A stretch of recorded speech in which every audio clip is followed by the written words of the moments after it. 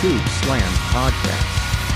Hello, everybody, and welcome back to the Scoop Slam Podcast. We are back once again. Quick turnaround. We got our review for AEW Dynamite, Friday Night SmackDown, just in time for Elimination Chamber.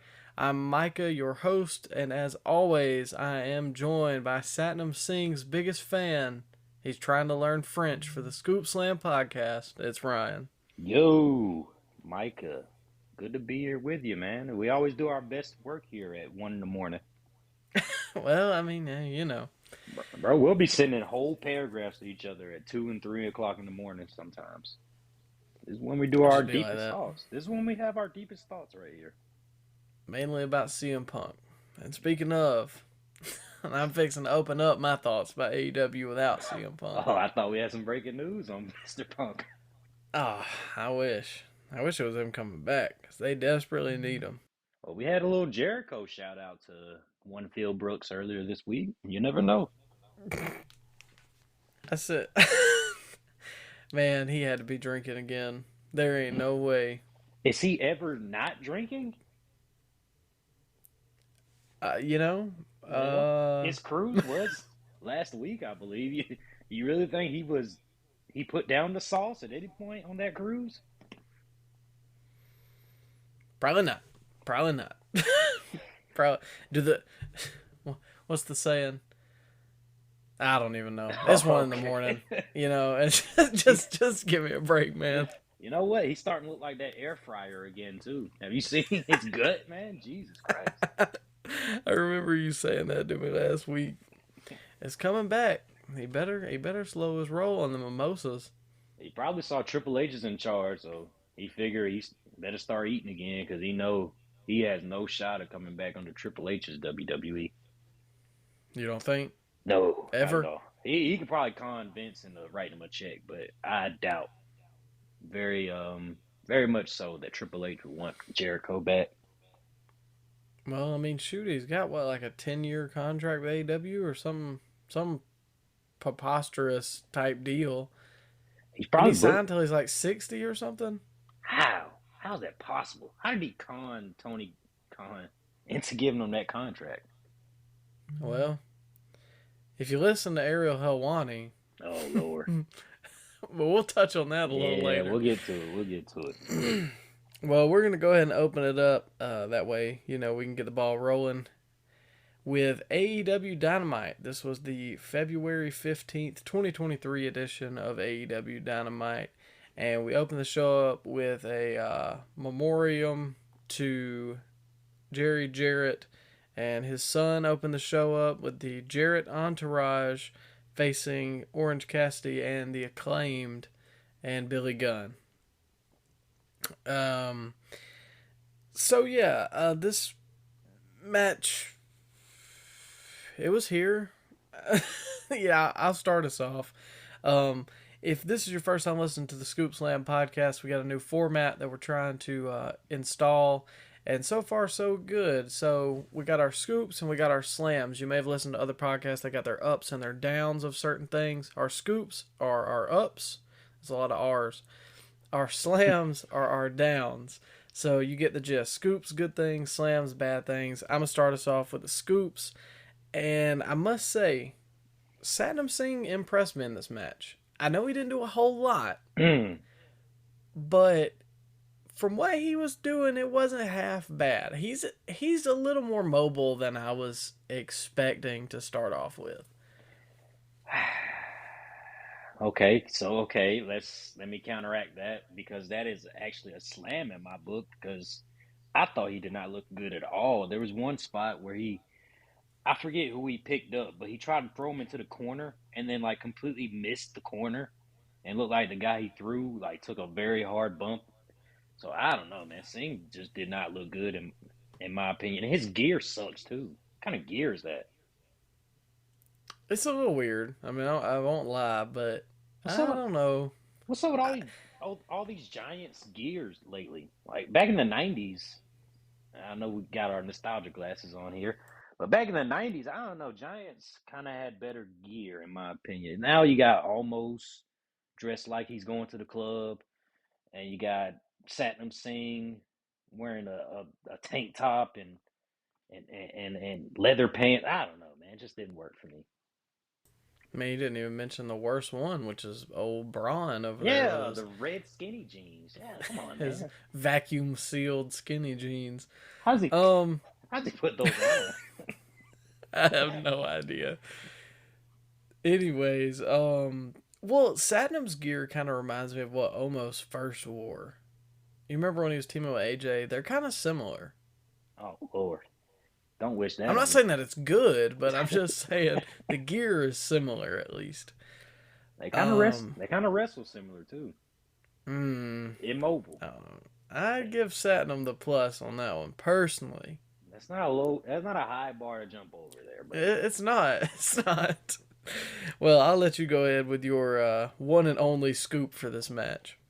but you know, the claim they got the win, and so you are building some momentum with them after they lost the championship last week in a very questionable decision online. Very questionable.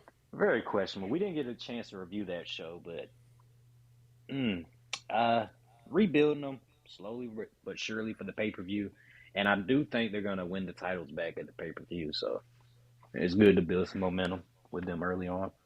Well, early. Wait a minute. Early on, the pay per views in 2 weeks. Get them one win before the pay per view. I guess I don't. We're fixing to touch on the fact that the pay per view is in 2 weeks and there's nothing on this show going on. But yeah, I mean, like you said, it was really questionable last week, and I don't really understand what Tony's fixation with killing all of his people who are over unless they came from WWE. But I don't know, man. This match was just here. Like you said, the Acclaim picked up the win, so I guess it's a good thing. But why? What is this match serving? Why Not could the much. Acclaim not be a decent? Well, I don't know. I don't want to talk about Jarrett and Jay Lethal like they're job guys or anything, but why you got to involve the goofiness? I guess. Yeah, it's there's not a lot of stakes to this match, but it did its purpose with getting the Acclaim some momentum, I guess. Yeah. Well, we'll move on to the slams. Personally, the only one I had for this match was just the Sanjay Dutt Orange Cassidy comedy. I kind of hit on that in the last part. It's just needless to me. I know the Acclaimed they're a rap group, and so they are a little funny here and there. But Yeah, why you got to involve all this foolishness? and To me, it just Sanjay did something in the match. I think they were setting him up for like do you remember was it the Max scissor Caster? me. Yeah, yeah. Max Caster had his legs spread eagle, and then I guess what's the other guy's name? Max Caster and Bowens. Bowens Yeah. was going up for like that headbutt that the Dudley boys used to do. I guess I don't know, and they kind of just had him there for a while he was Well, pleading away. That was kind of goofy. at first it was gonna be who was it? Was it gonna be Cassidy was gonna do it, and then Billy Gunn was gonna do it, and then Bowens was gonna do it, but he ended up holding Sanjay's feet for like 5 minutes. I Sanjay yeah, I didn't don't try to know. break out of that either. You just sitting there taking it. No, what grown Pause. man can be held down that? Just holding his legs open. Like Oh, if somebody walked in the room while I was watching that, that would take a very I would have a hard time explaining that. I thought that's a lot of the AW product these days. A lot of wrestling. Hmm. Anyways, I'll pass the slam torch to you. I think I touched on it, but it was kind of inconsequential. It happened. Nothing else really to say. Slam for The being a theme of the show. yeah, very much so. It happened. And SmackDown ain't innocent either. We're gonna get to that, but Nah. The week had high hopes, but I don't know. We'll see how they close it with Elimination Chamber from all the companies. But anyways, following this matchup we had in the was it a Texas Death Match or no Texas Tornado? We had Claudio and Moxley representing the Blackpool Combat Club versus Preston Vance and Roosh representing Los Ingobernables, if I pronounce that correctly. No, that was pretty good. I try to be attentive for our listeners. Yeah. um, Hillbilly self just pronounced that immaculate, man. well, bilingual. What Triple H say? I'm allowed to buy things, but lingual's not one of them. Wait, you mean to say that? Well, anyways, we for the scoop, you didn't have any, and I can't necessarily say that I blame you. But the only one that I had was that Moxley didn't blade immediately at the beginning of this match. Now, he would get there eventually, but we went through a picture-in-picture, and he hadn't bled yet. So, pat yourself on the back, John. Well, that didn't last long. That didn't age well. Well, we got the slams up next, obviously, and we got quite a bit here. So I'll let you go ahead and go ahead and rip this one to shreds. Tony Schiavone's commentary, terrible during this match. I made a note of it because I had to turn the volume down because he adds nothing. What is he there for? Nostalgia. Yeah, guys, this is a great match. Well, I tell you, he's going to have to get sewn up after this one. No, really? Are you sure? He's just bleeding from his head. Yeah, just towel him off. He'll be okay. Of course he's going to have to get stitched up, you goof. Okay. Slam for Schiavone's commentary. And can I go back to back? Yeah, you go ahead. Okay. It's a late night. Feeling lucky. Moxley kicked out of a chain shot. What? Micah, I remember back in my day, a chain shot, brass knuckles, anything towards the head, that would be automatic 3 count. But no, we're kicking out of that in AEW. We kick out of that and we go 5 more minutes after that. That didn't bother you watching that? It did, but in all honesty, after about the first 8 minutes, I kind of just quit. I was numb to it. Like, Jesus Christ, just shoot him with a bazooka next. What else are we going to do?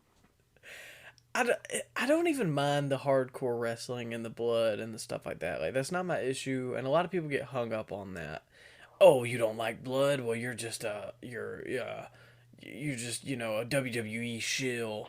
No, that's not what it is. I do like blood, and I think it adds to certain elements. Sure. But why does it have to be in every match? But I digress from that. Why does it have to be the second match on the card? Why does it have to be in a feud that doesn't matter, a match that doesn't matter, and most importantly, to touch on your chain shot part, MJF hits people with the Dynamite Diamond Ring, and that's the finish. Yeah. Why is that not so? A chain is less than a Dynamite Diamond Ring. Come on now, make it make sense.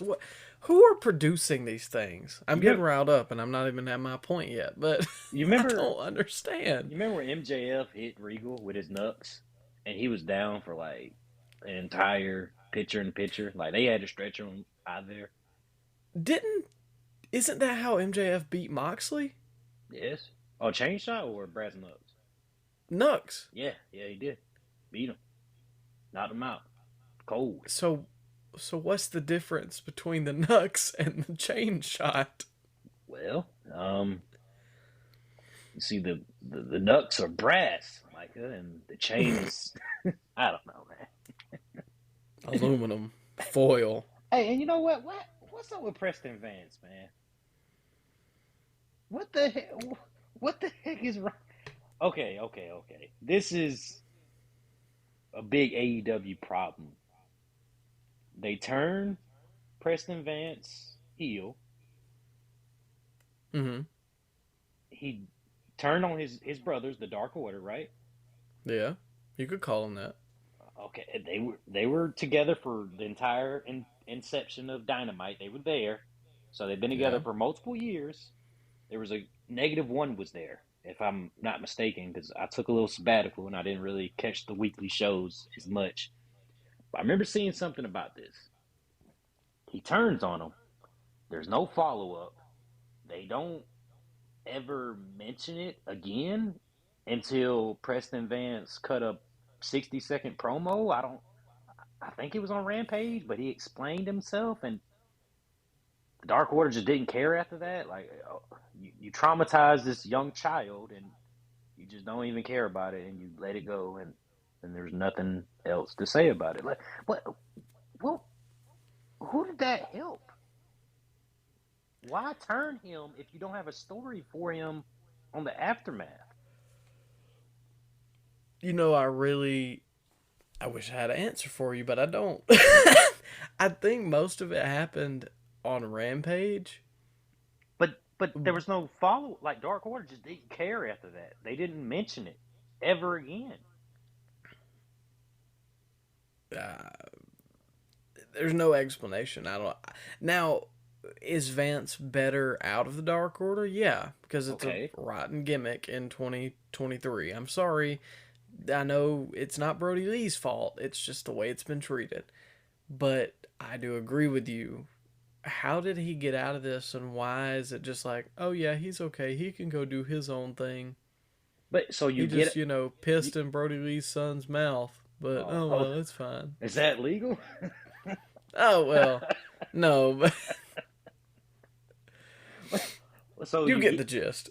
you get him out of one group because he wants to stand out, and then you put him in another group so he can blend in more. What the heck was the point of that? I have no How did idea. that And he help? looks good to me. He looks like an athlete.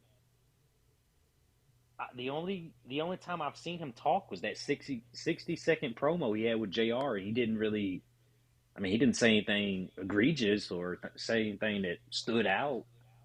I would like to see what he can do on the mic, but how is he going to get that chance if he has Roosh and Andrade and Jose the assistant and whoever else is in Los in LIS, whatever you call them? Yeah. Well, Ingobernable. yeah, them two. How are you going to get him over if you just saddle him with the Latino jabronis, man? Come on, the LWO.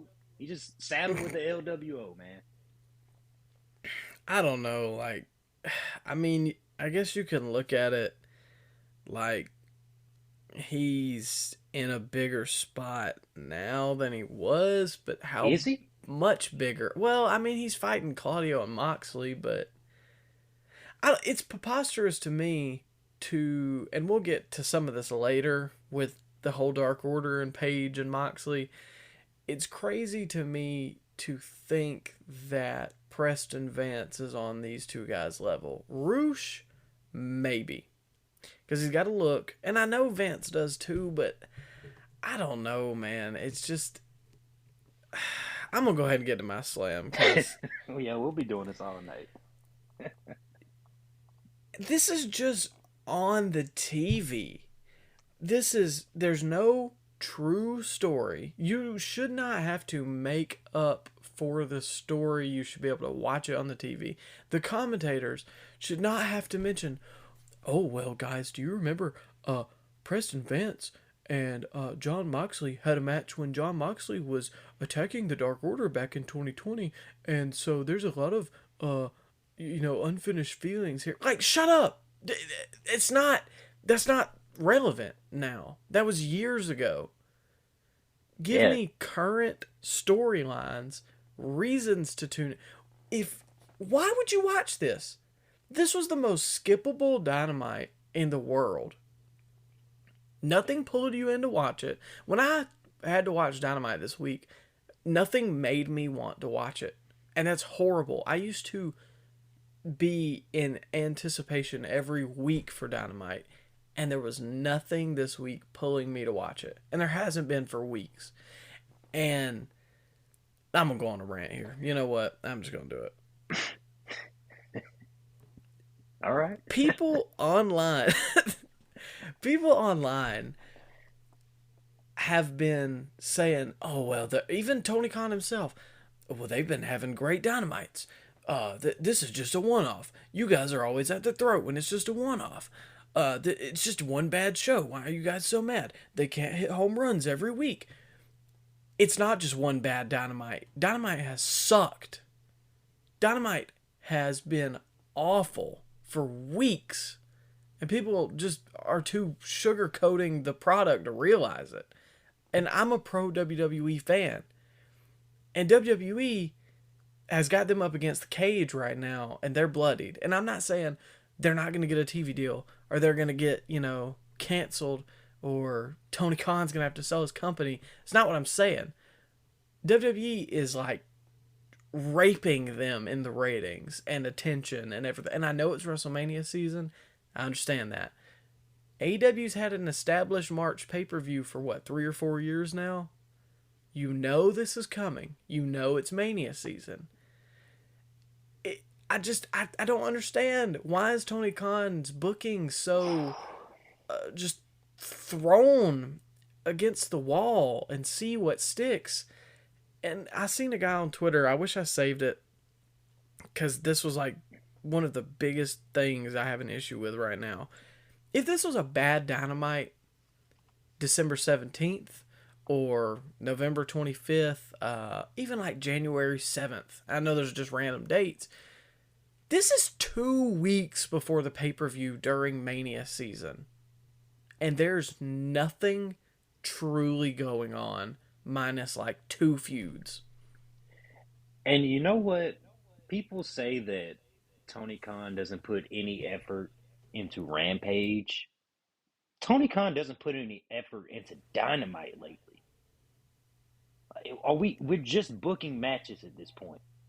There's no rhyme or reason, and if there is, it's some irrelevant thing. People, well, not people, because only 300,000 people watch Rampage, but it'd be a callback to Rampage or Dark or something online that nobody else saw. Like, give me a concurrent storyline that flows week to week into the pay-per-view. That way I can get excited about it. Don't give me matches that you're going to announce a week out, 2 weeks out. We're 2 weeks away, like you said. Are we really 2 weeks away? Yes, we're 2 weeks away. The pay-per-view is March 4th. That is officially, at the date of us recording this, 2 weeks from now. And they literally have 3 matches announced. And one of the matches is the tag match, where they haven't announced two tag teams in the match. Yep. So, what are they? How am I supposed? What are they missing, Micah? What? Oh, well, I'll tell you who they're missing. It's just that one guy. Is that gonna really help the show? This show is in the doldrums right now, and I highly doubt. I put my bottom dollar on Phil Brooks showing back up. This show will not do that much better. It just won't. Because the problem, there's a common denominator in this problem, Micah. And I'm glad you asked who it was. I can just read your mind. It's Tony Khan. He's the problem. No, Snowman. Snowman, like Hawani called him earlier. He's the problem, man. Just booking it just to be booking it. Autopilot. He's got it on universe mode, and you ever boot up universe mode and you just like simulate a whole year? Yeah. And you just pop back in, there's random matches going on, and you're like, wow, why is Jinder Mahal feuding with Tozawa? Like, why is that my WWE title program? Well, I mean, you turn on Dynamite, it's basically that. Yeah, and I'm not even saying that Punk will fix the whole thing, but from solely if you follow the one person, his stories generally made sense. The Hangman Page one was the only one that was iffy to me. But now we know, obviously, there was some, I guess, what do you want to say? Real, Outside interference. yeah, real life heat there. So, but for the most part, his stuff made sense. And we say it every week. I'm going to say it again until it happens. Until Tony Khan gets a booking committee, it's going to be like this.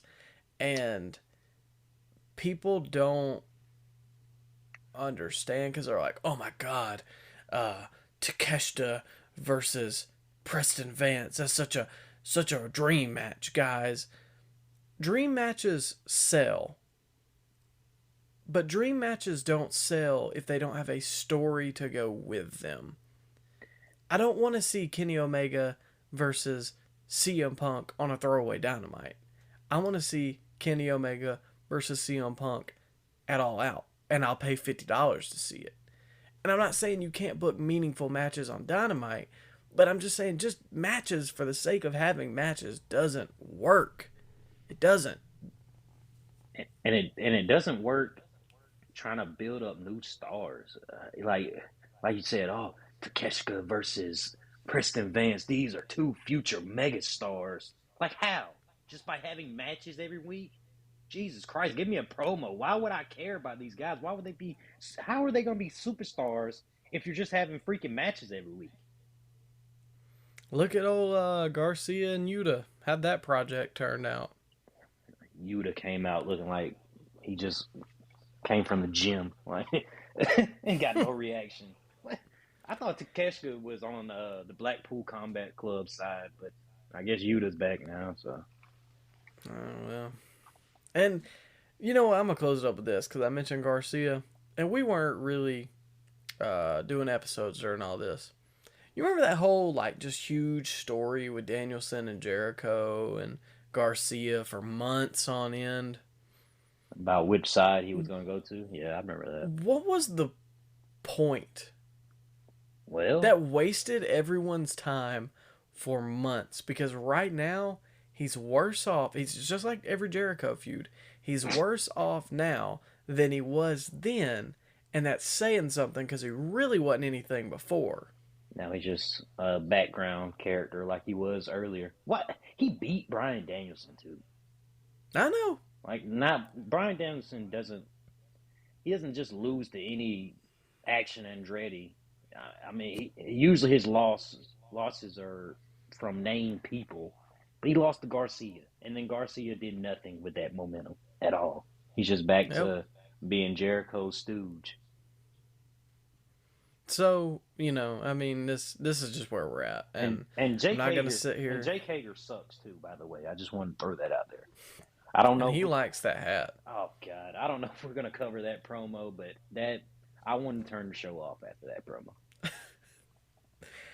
I don't know. I know we spent a long time on this, but just I don't know. I feel like a lot of people won't believe that I like AEW more than WWE because I harp on them longer every week and I'm harsher on them, but it's because I guess it should be way better and it's not, and I hate to the bottom of my core people to sit there and lie online and be like, oh, these String of Dynamites have been really good, guys. No, they have sucked pond water. And we're harder on AEW because they don't have the same handcuffs as WWE has. They don't have a whole entire corporate team to answer to. They're not a publicly traded company. Literally anything could happen in AEW. They don't have any sponsors that they're gonna cost them their TV deal. No, none of that. That doesn't happen in AEW. It can be so much better. Literally anything could happen. Yep. Unless it's Jay Briscoe, and then God forbid. Yeah, can't have him. Well, we'll move on. After, I think I got all my rant out. It wasn't as fiery as I thought it was going to be, but it is 1 a.m. Yeah, it's late. It's late. Well, we got Wardlow next with JR, and he had a backstage promo kind of going over a little bit about him and growing up, and the reason he grew out his hair and his beard was for his dad, because his dad had that kind of free spirit and the long hair, and he always assured him he was going to be a good wrestler. All that good stuff, and Samoa Joe took that from him, so now he's going to take it out on Samoa Joe. The only real scoop, we kind of both collectively had this, I guess. It was a good backstory to, I guess, rebuild some momentum behind Wardlow. He had some real inflection in his voice, and he felt personal. It felt like a personal address, I guess. Yeah. I think it might be too little, too late though. Is he ever gonna have that? I worry. Is he ever gonna have that same kind of reaction that he had when he was coming out of that MJF feud? I don't think so. I don't know, but I would really like to see him and MJF in a main event feud. Like, that would, to me, be a good main event rehash in maybe a couple months. But I don't know if MJF's gonna hold the title for that long. Two, I don't know where Wow. Wardlow's momentum's gonna be You at. don't think so? I I don't know. Call me optimistic, but I think it depends when Mr. Brooks comes back. I can see Eddie Kingston and him having a feud because they've been calling each other out online a lot. Mm. Now, you're not the biggest Eddie I'm, Kingston guy, but they mm, could have some good back and forth stuff to say about each other on the mic, and you wouldn't know where the work began and like where the real stuff ended. You know? yeah, I mean, I see you, but that's the same Wardlow concept. Where is he at right now? Like, on the totem pole, I mean. Yeah, yeah, you're right. Nowhere to be If he just found. gets thrust into that feud after Revolution, it's like, why? But don't you ask why when you watch Dynamite every week, anyways? So, following Wardlow's promo, we had Josh Woods versus Mark Briscoe. Got our scoops and our slams. I'll let you start us off with the scoop. What you got, Ryan? Uh, you know, I was kind of a little bullish on Mark Briscoe, but he does this stuff in the ring. It's kind of his style is it works for him, and the crowd ate it up. And I actually thought that his performance and Josh Woods wasn't no slouch in there either. But I thought they had the best match on Dynamite. Honestly, the best match. It was the match I was most entertained with. Mark's style was very good. Scoop for his style. Honestly, you're not wrong. It probably was the best match on Dynamite. I enjoyed it. I thought it was the best technical match, obviously, but yeah. It's one of those things you can't really explain, but like you said, it just works for him, and that's what's It great does, about yeah. it. And so, I mean, yeah, big scoop. I'm glad Mark's on the show. He definitely deserves it. Um, I would like to see him close to a title picture, whether that be Ring of Honor or even TNT or something like Whoa, that in the whoa, future. whoa, whoa, whoa. You said what now? I said I'd like to see So, him in the title picture, like maybe Ring of who? Honor. Mark. Who? World title, No, man? no, no, no, I no, no, no. like I didn't say world title. I said like Ring of Honor or like TNT title. the Ring of Honor title is the world title. I could see that. Really? I mean, he's He's is he he worse than Claudio by a country mile? in ring? Yes. I don't think the gap is that large. Claudio's one of the best in the world in ring, man. You know, Ring of Honor is usually a championship title where you're the best of the best at your craft. I don't know if Mark exactly fits that bill. You know, when I think of Ring of Honor champion, I think of Brian Danielson, Samoa Joe, uh, Kevin Steen. Punk, Tyler Black. You know, yeah, I think of guys like that. great in-ring guys. I don't think Mark exactly fits that bill. I can see him being a TV champion. You know, Ah, he could well. be he could be the Santino. He can't be the Rock. You know. Well, I, AEW Championship, no. I think Ring of Honor is passable because it's not. Dang, I mean, it is a world title, but it's not like. dang, just bury Ring of Honor. Why don't you? Oh well, I mean, did I dig it up from where Tony buried it first, or Oh wow, well, you were just I come you were on dunking now. all over TK this week. Jesus Christ, man. Well, it just has to be like that sometimes. Well, anyways, my scoop, fun little matchup. Mark had the people behind him. The people love Mark, obviously. I mean, it's due to the circumstances, but Mark plays into it too, and I think Yeah, Mark is going to be a good acquisition. I'm glad that they're finally on Dynamite. And you caught it. I didn't. But you got a I scoop did. slam alert. Yes, I do. I saw it during picture in picture because I was watching the international broadcast and we got to see a scoop slam on the international broadcast. I don't know if you guys at home saw that like I did, but Josh Woods threw out a scoop slam, and that always gets a scoop when we see one. Yes, sir. And you know what? Mark makes some pretty hilarious noises in the ring too. I can't describe it, but I don't know. The first time I ever heard of the Briscoes and they characterized his style as what was it like country kung fu or something like that. I was Yeah, like, oh, that's kind of. But like when that's you, kind of corny. yeah, but when you see it in action, I don't know, it works, and I mean, I'm all for it. He kind of reminds me of like you ever go to like a gas station, Micah, on like a country gas station, and you see like a bum outside, like smoking cigarette butts, and he might tell you a joke while you walk in the store. Yeah, Yeah, it just reminds me of that guy. You know, but see, that's why I think I don't know. I like him. I like Yeah, it's one of those things when you live your gimmick. You know, they always say you got to be you and just turn it up to 110, and I think that is very true with Mark Briscoe. So, I like and it. I commend him for keeping it together. And man lost his brother literally a month ago.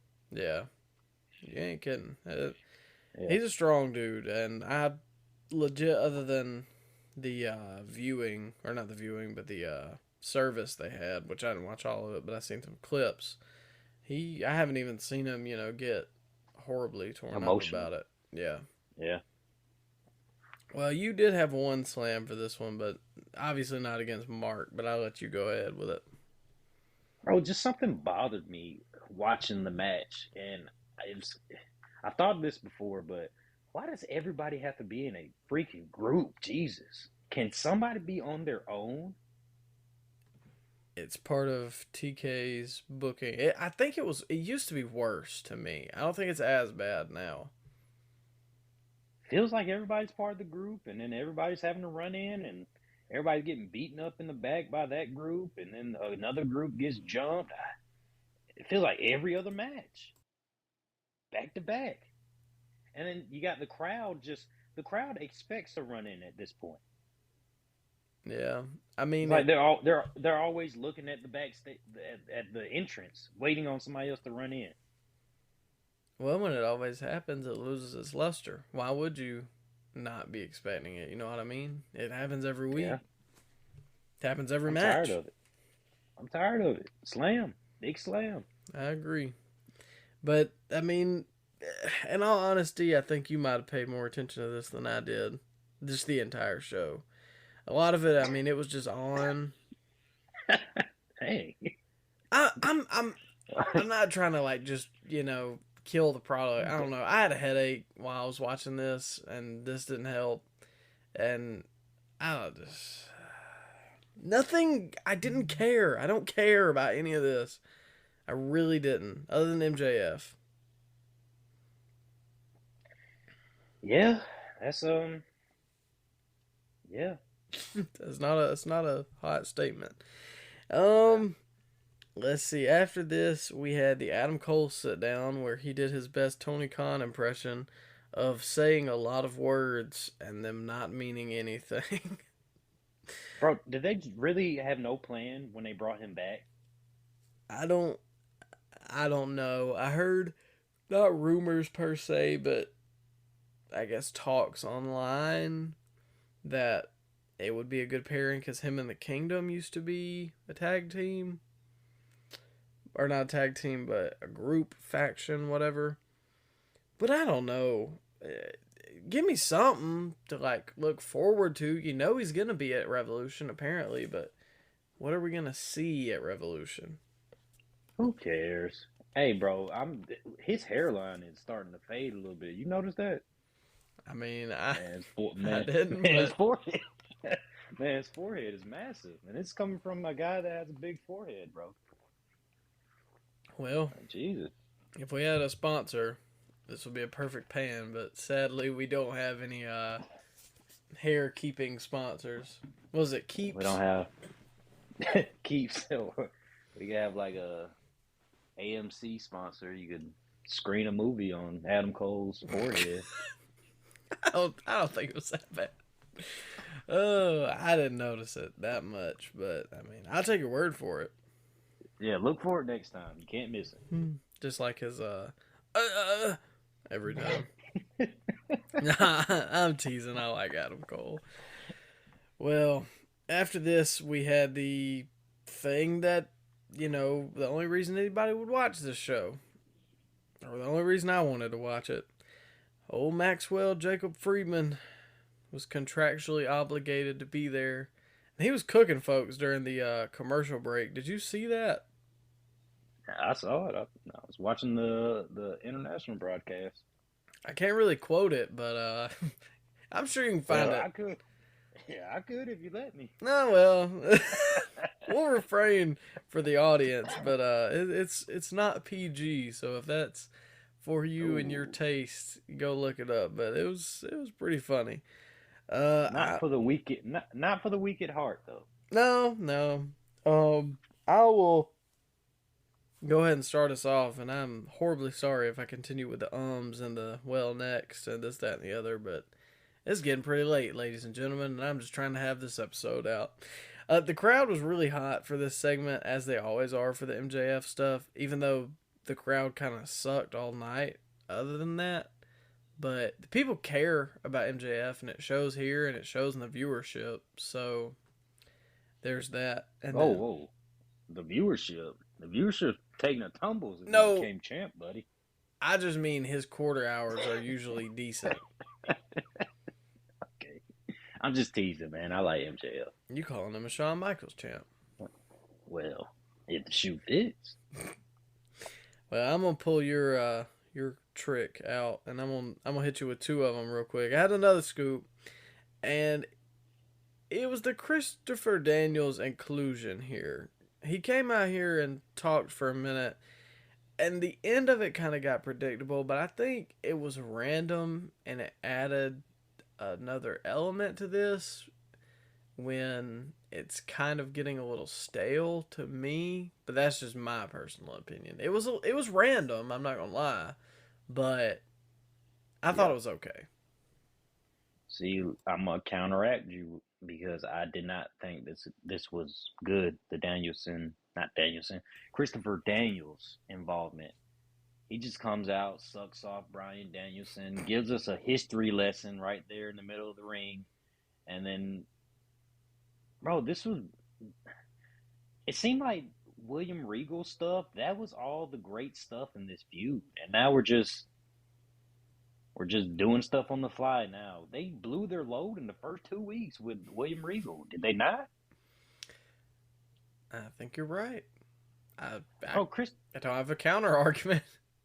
Christopher Daniels came out and talked about IWA Mid South King of the Indies tournament from 2000. Who cares? Who cares?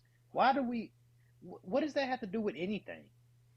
Oh Oh, he well, won a tournament. He won a tournament 22 years ago. He's gonna beat you in 2 weeks, MJF. What? What? why do I care about that? Why not talk about the stuff he actually did that mattered, like at WrestleMania when he beat Evolution in one night, or just him beating John Cena? I don't know, man. It just seems like pulling out ridiculous stuff from 2001 to build him up as a credible challenger to MJF. Just didn't really make sense to me. I don't know. Okay, I see your point, and I do think bringing up that stuff was dumb. But you gotta admit, you also wouldn't have liked if they mentioned WWE. Well, you didn't have to say WWE. You could have just said shoot names, brother. I don't know. I guess Is that really his biggest accomplishment? 2001 independent no. tournament that nobody saw?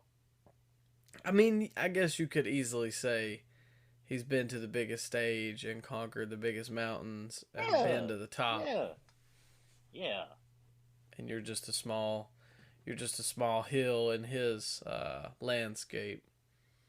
Look at me. You know what? Put me on the booking committee. Hey, I would have beat up Christopher Daniels too if he started talking that loudly good to me.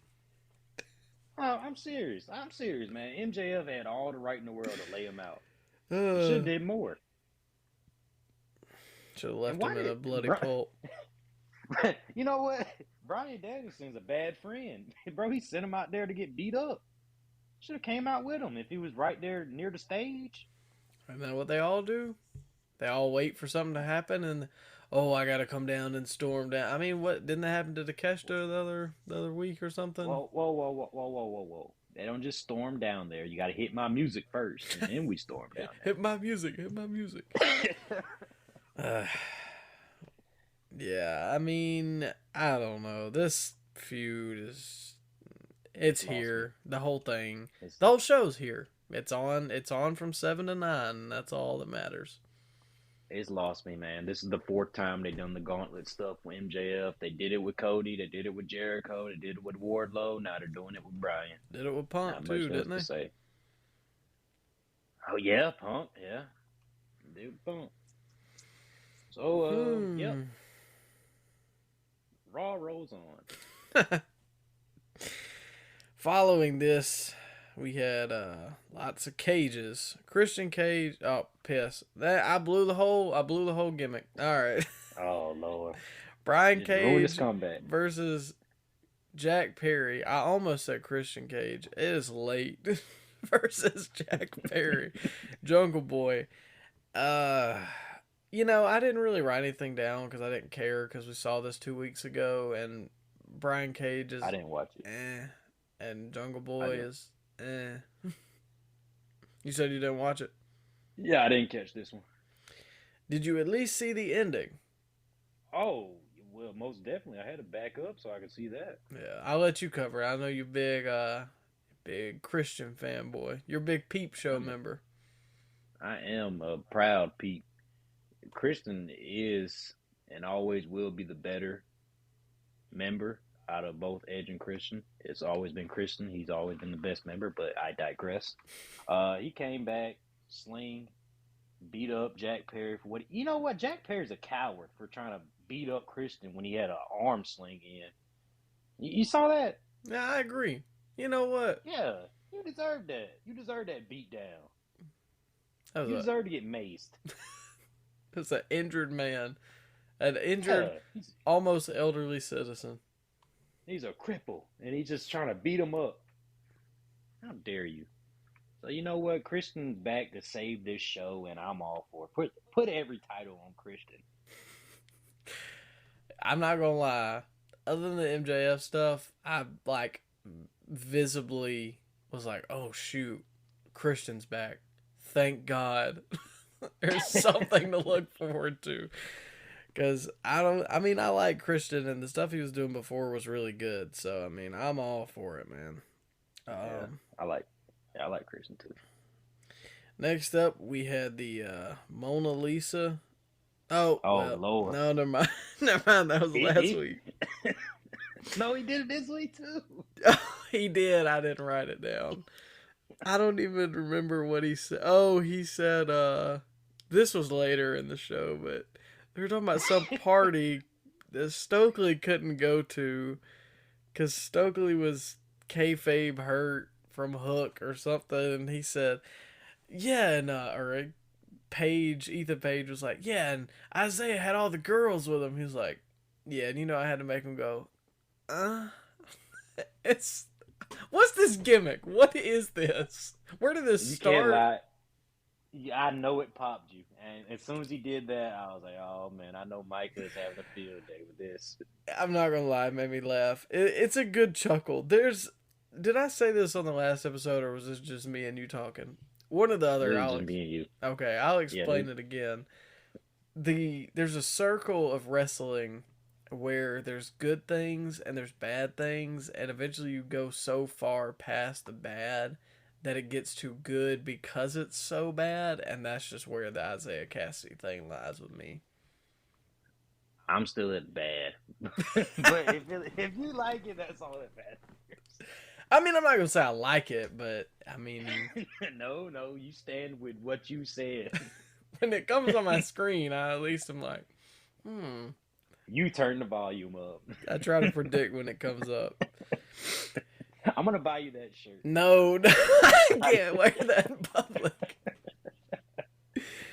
Well, the Elite were backstage and they got challenged by Top Flight, so they could have a rematch on Rampage that I wasn't watching, and I seen a clip of later, and they were doing some hoopla with a basketball, and yeah. Does it seem like they exist in like a whole different universe than everybody else on the show? Absolutely. The trios stuff is just, I don't know, it's bad, and it shouldn't have been done in the first place. It's weakened the tag division so much.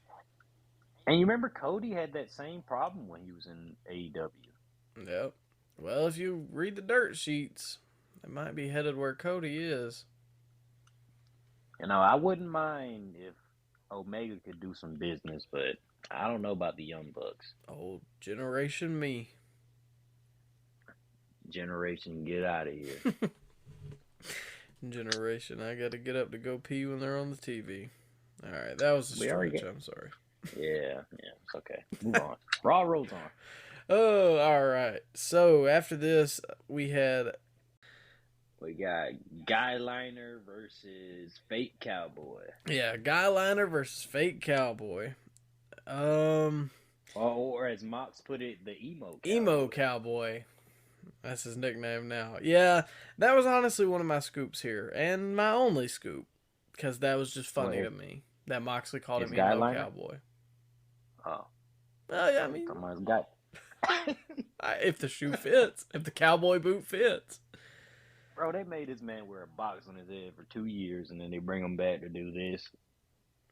Just send him out the door. Yeah, him and Baron Corbin both. I'll pack their bags personally and drive them to the airport. Well, I think you had one scoop here, so I'll let you go, because after this I saw slams. Mox is pretty over. He got one of the biggest reactions, babyface reactions from the crowd, even up against Hangman. I know we're not the biggest Hangman fans, but he is over to that audience.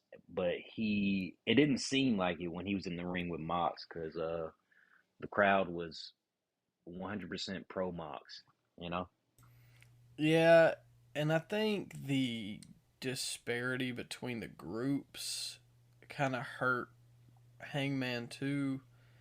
He just, I've never got the hype. I was okay with it at Full Gear 21, but or was that 21? Yeah. Yeah. But after that, I think the World Championship reign exposed him to me. Punk did. Well, you ain't kidding. I mean, he just can't cut a promo, and it shows here, and it shows every week, and he can do, the flippy elite hoo-ha, but other than that, what really is there?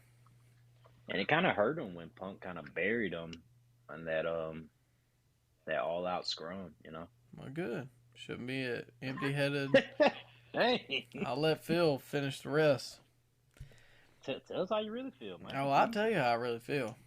I've already have this week. It's just it's late and the true feelings are coming out. Get Hangman off my Yeah. screen. Matter of fact, I'm glad you brought this up. Oh, okay. Somebody on Twitter the other day put that Hangman Adam Page was the greatest character in wrestling history. That had to be satire. I had to pause and reflect. Bro, there ain't no way. Did he start watching wrestling in 2021? I guess. Even then, did he only watch AEW? Did he only watch Hangman segments and nobody else's? Even then, I wouldn't say he was the greatest character in the history of pro wrestling, like the 150-year history of professional wrestling. That's what he said. There ain't no way he meant that. People identify with Hangman, and I don't understand it because they're like, "Oh, well, he's like me," and I wouldn't claim that. I wouldn't claim that. Batman couldn't get that information out of me. No, I don't know. Maybe I'm just different. Well, he's depressed, Micah, and the meds aren't working, and he hits himself. He's just like them. I'll leave it at that before somebody clips this on Twitter. Hangman don't do it for me. Moving to the pretty much bulk of this segment, the slams. Ooh, you got a lot here, don't you? Well, we're about tit for tat. So this was pretty. I'm not gonna harp on this one. This was on the TV. It was here at some point between 7 p.m. and 9 p.m. on a Wednesday night. That's all I got to say for that one. I'll go ahead and hit you with the double stack like it's Wendy's. With my other slam, you could have heard a mouse piss on a cotton ball when the Dark Order's music hit. I don't think people knew who they were. The fact that they got brought out there is a huge, huge slam. It made me lose interest almost immediately when I saw those jabronis running out and helping Adam Page. And then they just kind of jabroned Adam Page by telling him to shut up. And then Evil Uno starts giving Moxley the business on the microphone. Like, come on, bro. You should eat this guy for lunch. Get him out of here. Throw him out. They're jobbers. They've been presented as jobbers. But now all of a sudden they're presented as equals to the Combat Club. And one more slam. I'll hit you with the, what'd you call it, the double stack? The double stack, hit you with like the double Wendy's. stack. Yeah. Double slam here. What's the point of the Combat Club anymore? Why are they still a thing? I don't There's know. no William Regal. There's no William Regal. They don't help Bryan Danielson. What are they here for? Because everybody's got to be gang affiliated. It's gang warfare, like we're 1997 WWF, man. Jesus Christ. Get the Combat Club. Break them up. Send Yuta to ROH.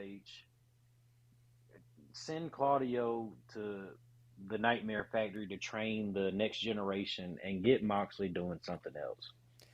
I'm done with it. From the jump, the Blackpool Combat Club had potential, but the only thing that I was ever interested in with it was if Danielson and Moxley were going to do like this 2-man power trip type thing. And that I might have been okay with.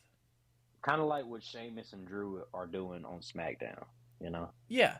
2 main event guys that are obviously main eventers killing it in the tag division. And, Moxley was world champion at the time.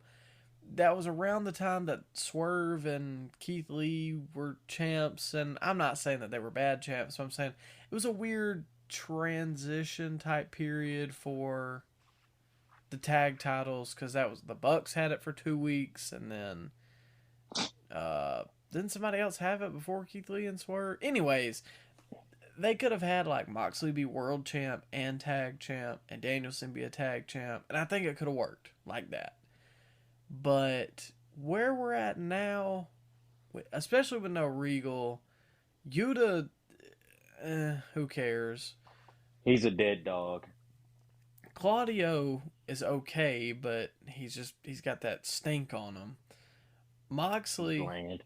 yeah, well, you said it, not me. I like Claudio though. Moxley has been on the TV every week, not over push because he's a star, but just too much, too much of a good. Well, I wouldn't say too much of a good thing. Too much blood. Well, I guess that's there. Too much of an okay thing is still too much.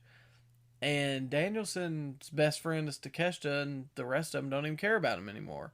So, I don't know. Like you said, the whole thing's garbage. The Dark Order, Evil Uno, doesn't sound serious. He doesn't look serious. I can't take him serious with that mask. It's He a just job push group. he pushes Adam Page to the side and starts cutting a promo on Moxley. Jesus. He's not the biggest jobber in the world. And do you expect Moxley to like genuinely take this guy serious? Because I wouldn't. No. I don't think he looked at him throughout the whole segment. Why would he? I don't know. I wouldn't have done business. I would have said, that don't work for me, brother. The old Hogan clause. Yeah, I would have had full creative control at that point. It don't work for me. Just like everything else on the show this past week and all these feuds. It ain't working for me, brother. Nope. Bad feud after bad feud. We're going to continue. We'll touch on it. We touched on it a little earlier with the JS segment. You know, we're not even going to harp back on it again. Cringe segment, cringe feud. Not making anybody better. The Chris Jericho 101. And forget your hat, Jake Hager. Well, we've reached the end. I wish. We had one thing left. Britt Baker versus Ruby Soho versus Toni Storm in the main event. Oh, Lord. You know, I'm going to go ahead and get this out of the way because you're fixing to cook me for it. Yep. I got a scoop. And while I thought some of the spots were a little too contrived and they try to do a little too much sometimes, I thought the match was solid up until the shenanigans. And personally, I like this main event better than the main event of Monday Night Raw. Okay. I'm glad you liked it. And that's the only scoops. I was about to say, because I did not like this match. I'm going to start us off with the slams, man. Is that okay? Yeah, you go right ahead. Okay, so you got Paige and Toni Storm, or Paige, Saraya. She came out with Toni Storm, and then there's this fan in the crowd. They see a fan with a generic sign, I guess, and they pull this poor old fan over the barricade and start beating her up. Security didn't do anything about that. Are we really supposed to believe that they can just go around beat up fans now? Well, you know that graphic they put up a couple weeks ago that was like, if Well, you geez, sit ringside, you're liable to be hit with things. Expected to be delivered a beatdown from Saraya and Toni Storm? Where do I sign? But no, let me stop. But yeah, man, what was that? Yeah, I mean, where's the lawsuit? And would somebody not sue in that situation? I mean, I don't know. Maybe I'm getting a little too deep into it, but 300 people called the Nassau Police Department. You couldn't make a kayfabe lawsuit? Maybe I was nitpicking, man, but the spray paint stuff is lame, terrible. So there was one point near the ending sequence of the match where Toni Storm presents her backside to Derriere, if I may. And I'm not pulling your leg here. This happened on the show. If you didn't watch the show, ladies and gentlemen, this is worth seeking out. she bends down, presents her backside to Saraya, and Saraya spray paints an L, or so she thought she was going to spray paint an L onto Tony Storm, and then she was going to do a running hip attack to Britt Baker in the corner. Now the only problem is there was no L. They didn't do it right. And who in who greenlit this segment? Who greenlit that spray paint stuff? I would imagine one Tyson, whatever his last name is. You think he was involved in this? Well, he books the women, don't he? I don't know. If he does, he needs to be fired right now because that was lame. The whole spray paint stuff is stupid. I don't like Paige. Tony Storm is boring. Britt Baker is abysmal in the ring. Was anybody else in this match? I don't know. Was this Ruby Soho? She looks weird, and I don't like how they use her. Am I telling lies, Micah? Well, I Tell me mean, when I'm telling lies.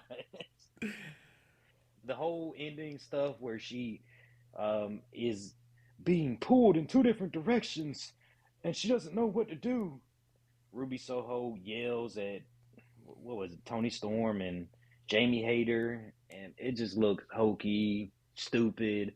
I wanted to turn the show off. I've only watched one women's wrestling match this week, and I hate that I picked this one as the one I watched. well, you Terrible. watched the main event of Raw too, didn't you? Yeah, I guess, yeah, okay. Well, still, I thought both sucked, but this sucked even more somehow. I don't know. Tony Storm was okay to me before. Britt, I wouldn't say is When? abysmal in the ring. She sucks. She's not. She's not like Bro. Jade level though. Bro, her strong suit is on the mic, and she's not even that good at that. Like, come on now. Let's be real. She sucks. Tony Storm was never good. She was only good when she had a little cake in NXT. That's the only time she was good. And that's a shoot, brother. I mean, Ruby Soho's okay. I won't bury like all their women wrestlers, but my main issue with this whole feud is honestly the stupid little spray paint, because it's the same way that, I don't know, I guess it'd be like if Jack Perry came out next week and he was talking like this, and yeah, well, that wouldn't work because it's synonymous with Stone Cold. The spray paint is synonymous with the NWO, and you're not going to get past that. And it's already kind of the outsiders versus the insiders gimmick. So now it's just like straight ripping the whole thing. But why would Saraya? So her whole thing is she is a WWE import and she's better than the AEW women's division. Is that her whole gimmick now? Because her night one, Micah, she said, "Oh, it's good to be with a boss that'll actually listen to me." But now all of a sudden she's pro WWE. That makes no. And Tony Storm's been here 6 months before Saraya got here. Why does she not have a problem with the AEW women's division until Saraya got with her? That made no sense. Well, she enlightened her. Maybe Punk enlightened her. You know what? I would have been more enlightened by not watching this show. Oh well. It's terrible show, terrible main event. Slam this whole show, Micah. Slam it into the garbage. Straight Medusa WCW Nitro style. I'll tell you when you're telling lies. Well, being a realist is my second occupation, man. I speak nothing but the truth. That's my second language. Let's go ahead and let's tie a knot on this one, and I mean like the knot you tie on the trash bag. What you giving this one for a rating? Well, we tying the trash bag, throwing it into the river. I'm giving this a dud. No rating, just a no dud. rating, just dud. Dud. dud. I want my 2 hours back of my life. When I'm on my deathbed and I reminisce about all the time I wish I had back, I'm gonna think about this Dynamite as 2 key hours that I just wasted away. I wish you could put the Men in Black flash thing in front of my face, Micah, and just make me forget about that show. Well, What would you give it, Micah? uh, well, someone out there distantly is asking me if I agree with your rating. And in the words of the illustrious, yet somehow missing LA Knight, I'm going to say, yeah. Speaking of, let's go to SmackDown, because it don't get a whole lot better on Friday night. This was a missable show too. Yep. Missable match to open it up. Natalya and Shotzi versus Ronda and Shayna. You got any comments? Not one bit. All right. Well, following that, Shotzi did some cool stuff, I guess. There's a cool suicide dive, and yeah. They chanted, "You can't wrestle at Ronda." I thought that was pretty funny. Yeah. Tell them when they're telling lies. Well, Following. this was a hot crowd. This was a hot crowd. Yeah, it sucks they got a bad card to, amp them up for Elimination Chamber, but we'll see how it goes tomorrow. I think it'll be a good show. We had Hit Row and Bray. Well, man, I'm just giving away all the secrets tonight. We had Hit Row in the ring. Definitely no Bray Wyatt appearance making, God, I'm tripping up on my words. It's 2 a.m. We're going strong. Anyways, let's play a little game, Ryan. You ready? Oh, sure. Who got a bigger reaction this week? Okay. Hit Row or Yeah. the Dark Order?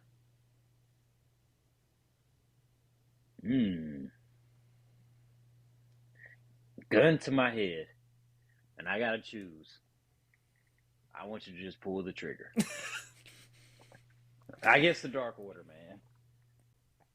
I'll let you go ahead with your scoops, because Hit Row did a horrible rap, and then your boy Bray Wyatt interrupted, and him and Uncle Howdy were on opposite sides of the ring, and then they beat up Hit Row, and Bray cut a promo. So I'll let you go ahead and start us off. I only got one scoop. That's Bray came out, big reaction. Looked like he did the crowd a favor because they chanted "thank you" after he beat up Hit Row. And just to get my slam out the way for this segment, man, I kind of wanted to hear the whole rap. Oh man, I kind of wanted to hear it, man. I was You ever see a car wreck, Micah, and you want to see like the aftermath? You kind of like rubberneck, trying yeah. to see what else is happening. I kind of wanted to see what was gonna happen with this. It I wasn't that bad. almost couldn't even hear what he was saying. I had feedback issues on the Hulu stream. I don't know why, but I did hear. Good Lord, I did hear Brett screwed Brett, so that kind of cracked me up. But He did though. I don't know, man. Hit Row is they're as good as done in my book. But I did have one scoop. Bray's promo was short and sweet, and it left you wanting more. It's kind of interesting. Now, I know you went a different way, and you're going to kind of counteract my scoop right there, so I'll let you in just a second. But he called out Bobby and Brock, and while that's definitely different, I thought it was pretty interesting, I guess. Does it seem like they're going in a different direction now? Because a lot of the Uncle Howdy stuff is getting a lot of bad feedback online. Does it seem like they're pivoting and going in a different direction for WrestleMania? Because it seemed like they were going with Bray versus Howdy for WrestleMania. But now it looks like they're going with Bobby or Brock. I think so. And excuse me. I think that this is going to pay off in the long run. Because to me, I'm more interested in seeing Bray versus Bobby or Bray versus Brock, to compared to Bray versus Uncle Howdy. However, I think that this is implying that we're definitely going to get a finale finish to Brock versus Bobby, to not, so it's not going to lead to WrestleMania. And you know what? It is very. I don't think we've ever seen Bray versus Brock or Bray versus Bobby for that matter. So that would be something. That's something WrestleMania worthy. I would much rather see Bray versus Brock just to have Bray beat Brock than have Bray beat Bobby. Because I really want the Hurt Business to reunite, and I don't want the Hurt Business to take a L on the biggest stage of them all after they just reunite. You know? Yeah, I think I pretty much agree with all that. I seen something online that they may be pulling Carmelo up to join the Hurt Business, and I wouldn't hate that either. Bro, I thought you said Carmella for a second. Oh God, I no, say, wait a minute, what? no, no, no, no. But yeah, overall, I mean, I don't know. I think Triple H doesn't want Hit Row there anymore, and Bray Wyatt, I guess, made this interesting, but SmackDown rolls on. Yeah. After this, we had Ariel Helwani in the midst of the crowd, and I wouldn't have even mentioned this because, I mean, he just kind of was like, oh yeah, I'm here in Montreal and I'm glad to be in Montreal. But I need to talk about this because Tony Khan tweeted about this, and out of nowhere, too. Yeah, it was very weird. Oh, speaking of, they just announced a match. Cassidy versus Yuta for the All-Atlantic Championship on Dynamite. Can't wait for that Cassidy one. versus Yuta. Boy, that one's going to fill up the seats. Isaiah Cassidy? No, Orange Cassidy. I'm about to say, why is he facing Yuta? Why is Orange Cassidy facing Yuta? Well, anyways, Tony Khan tweeted, "You're a fraud at Ariel Helwani. You're as legitimate of a reporter as Tony Schiavone." dang. Why? Tony Why's he got to bury Tony in that tweet? You just made your own business look bad. So Ariel, after the show goes off, tweets back at him. Says, "Thanks for watching, old friend. Can't wait for our next chat." In parentheses, also, don't listen to the snowman, Shivani. You're a legend in my books. And snowman is slang for coke addict. Interesting. Well, I wouldn't be surprised. If the giant red boot fits, Mr. Helwani. Then curb stomp him with it. And then Tony just replied with good luck with the unbiased journalism. What the crap? Was he high when he tweeted this? Somebody take his phone away. Somebody take his Twitter away. Lock him out. What's the cause for this? I'm so confused. Bro, he's just so unlikable. This is why I don't like Tony Khan. Because of stuff like this. Like, if he was just quiet like he was the first year AEW was in existence and you remember Cody was like the spokesperson for AEW? I thought Tony Khan was a lot more likable back then when Cody was the spokesperson. I mean, you're not wrong. I wasn't personally watching them, but I just don't think it's professional look. No. It's just weird, and some people like it, and I mean, it's funny, but when you really look at it from like a business standpoint, it's not a good idea. And And people want these jabronis to buy WWE. Get out of here. Tony's running the circus over there, man. Well, you said it, not me.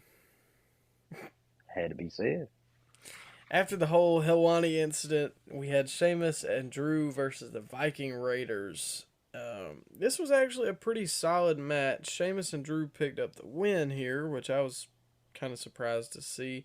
We both had a couple scoops. I'll let you get yours out of the way because you had a couple more than me. Um, yeah, I thought the crowd was really invested in this match. They were making a lot of noise. They were counting along to Sheamus' little signature spot where he does those 10 punches in the on the apron. What are those called? 10 beats of the what? You know what I'm talking about? Yeah, but your guess is as good as mine on the name. Oh, okay. I never know what it was called, man. I've been watching Sheamus for 12 years now. But yeah, that's a scoop in my opinion. The crowd was really invested. It made the match a lot better when the crowd's making all that noise. And I'll hit you with a couple more. The Green Bay plunge from the second rope. Sheamus delivers a Green Bay plunge. And if you don't know what a Green Bay plunge is, ladies and gentlemen, it's Mr. Kennedy's old finisher. He would grab his opponent in a fireman's carry type maneuver, and he would go to the second rope and do a flipping maneuver onto them. And Sheamus delivered this to a big boy in Ivar, and that was really, really impressive. Got the crowd hyped up. But I thought this was the best match on SmackDown. So I got those are my three scoops for the match. What you got? Yeah, I agree with all of them. The Green Bay plunge looked really nice, and the crowd was just really hot because I mean it's Canada. They're always super hot for wrestling, just like when they go to the UK. Drew looked really good to me here, and Yeah. that was one of my scoops. I really, really want the world titles to be split up and for him to get a proper reign since he kind of got, jabroned by COVID like the rest of us. So I hope, he gets that reign eventually. He had a really cool dive, which is insane to see from a guy that large. Pause. But, Drew was really good in this match. The whole match, like you said, was match of the night, I think. Yeah, they all worked hard. I can't really knock them for that. Yeah. This match fits anywhere, and if it had been on Dynamite, everybody would be raving about it. Yeah. And they did pay this mini feud off with this match, so Yeah. can't really fault them for that. There's actually a storyline going into this one. Believe it or not, those can be done. What a novel concept to have. The only slam that either of us had was that little voice line in the Viking Raiders theme. It sounds like a little Valhalla has arrived. yeah. It sounds like a little 8-year-old girl. It's like Valhalla has come. Like, man, just cut Oh, that pause. out. Maybe we should cut that out. Oh, nah, it's staying in. It's late. Scoop Oh slammed after man. dark. Oh Lord. They're getting a little on the nose with their God of War references with the Viking Raiders, aren't they? Yeah, didn't one of them have like red over their eye? I thought about And that. they call their finisher the Ragnarok. Mm. Like Jesus Christ, bro. And then uh Eric has got the same exact face paint as Kratos, but Well, I I mean, like I like I, I like them, man. I like the Viking Raiders. they're all right. I know it's not just like, oh, it's not just God of War. It's actual Norse mythology, but it's kind of But we're big gamers, and we played Assassin's Creed Valhalla, and we played God of War. So maybe it's just because it's fresh on our minds. well. After Valhalla came, Liv and Asuka followed, and Hmm. it came, and I went because I didn't really care for this once I seen Nikki Cross come out there and do her crap with Michael Cole. So, you got anything for this Yeah. one? Just a slam for it being a bad build up for the women's chamber. Yeah, I know they only had a couple weeks, but yeah, You could have did a better job. yeah. It's it's crazy that Elimination Chamber is the name of the pay per view, and I could not care less about both the chamber matches. Yeah. Besides that, I mean, the United I know States one one of will be them's gonna be, okay. yeah, I know one of them's gonna be a really, really good match, but going into WrestleMania, it looks like Theory is gonna feud with Cena, and that really doesn't need the U.S. Championship, in my opinion. So I couldn't care less what they do with the U.S. title going into WrestleMania. I would ask you if you think he's gonna drop it, but I'll wait. We got our predictions following SmackDown, so Okay, okay, okay. before we get too far ahead of ourselves, Gunther and Madcap Moss, we're in the ring for an Intercontinental Championship match. No slams from either of us for this one. So I'll go ahead and No, start us off with the scoops. Gunther had a really solid promo before this match. It was short, sweet, built a little bit of anticipation. I missed last week's SmackDown, so kind of caught me up to pace on what was going on. And Gunther's just solid all around. I really hope he beats Honky Tonk Man's record. he's best guy, best wrestler in the world. I mean, if you look at it, he's being booked the best.